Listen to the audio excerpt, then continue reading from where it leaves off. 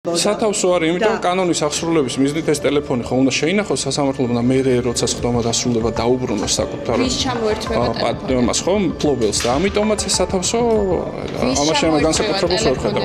ამასთან დაკავშირებით ვისაც ვრცელდება რეგულაცია ნებისმიერ პირს ვინც სხდომაზე შედის? აკრძალულია, საერთოდ აკრძალულია გადაღება სასამართლოს სხდომის დარბაზში, იქიდან გამომდინარე რომ მიუხედავად ამ აკრძალვისა ხარულად გადაღებული ვიდეოები ვრცელდებოდა, იქ კატეგორიები და გამონაკლისები ჟურნალისტების მიმართ გამონაკლისები დაცებული არ არის. რო თქვა ჟურნალისტებს შეუძლიათ ან სხვას არ შეუძლიათ. ვის ჩამოერთვება ტელეფონები ცხადად როგორ ვთქვათ, სხდომის მონაწილეებს, დამსწრეებს, ნებისმიერ პირს. დღეს შევდივარ ტელეფონით მაგალითად, აი როდიდან ვეღარ შევალთ სხდომათა დარბაზში, სასამართლო შენობაში ტელეფონით.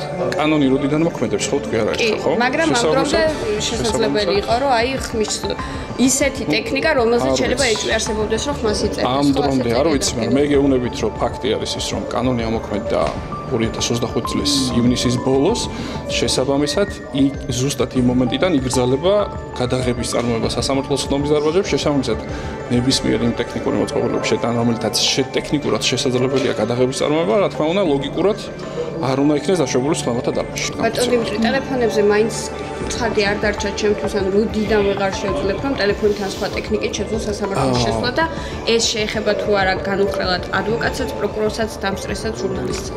რეგულაცია არის ისეთი, რომ ეხება ყველას. რეგულაცია მოქმედებს იმისიდან, როგორც თქვენ ამბობთ, თუმცა ამ დრომდე პრაქტიკაში ეს არ ხო, არ ვიცი, ეს თუ არ სრულდება, ეს შეიძლება ვთქვათ გახდეს მსჯელობისაგან, მაგრამ თქვენთვის ცნობილია, რომ რეგულაცია მოქმედებს და შესაბამისად ნებისმიერ ტექნიკური საშუალებების შეტანა არ უნდა დაიშვეს სასამართლოს სხდომის დარბაზში. ეს შეეხება როგორც ლეპტოპებსაც, მობილურ ტელეფონებსაც, ნებისმიერ ტექნიკურ საშუალებას, რომელთაც შესაძლებელია რომ ჩანაწერი განხორციელდეს. და ვერ ამბობ კონკრეტულ თარიღს, როცა უკვე მანდატური მომთხოვს, რომ ჩავაბარო იმ კამერაში შევინახოთ ჩემი. მანდატორების ხელმძღვანელი ხო არა ვარ, ხო? იუსტიციის საბჭოს წარმომადგენელი. გავიგე, მაგრამ იუსტიციის საბჭოს წარმომადგენელი როგორ გიხსნით, რომ რეგულაცია უკვე ძალაშია და მოქმედებს?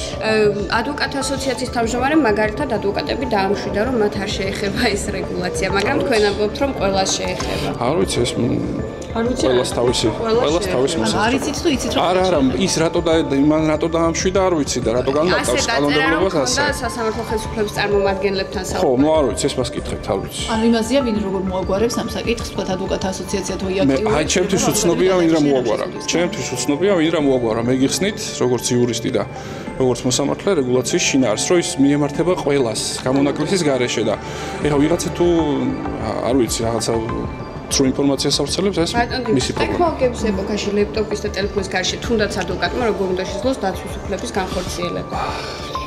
მოკლედ, კანონი არის ასეთი. არსებობს, მე ვარ მოსამართლე. სასამართლო ემორჩილება კანონს კონსტიტუციაში, საქართველოს კონსტიტუციის თანახმად. შესაბამისად, მე ამ კანონში პრობლემას ვერ ხედავ, ვერც მისი კონსტიტუციურობის პრობლემას ხედავ. ვინმე თუ ხედავს, შეუძლია მიმართოს საკონსტიტუციო სასამართლოს.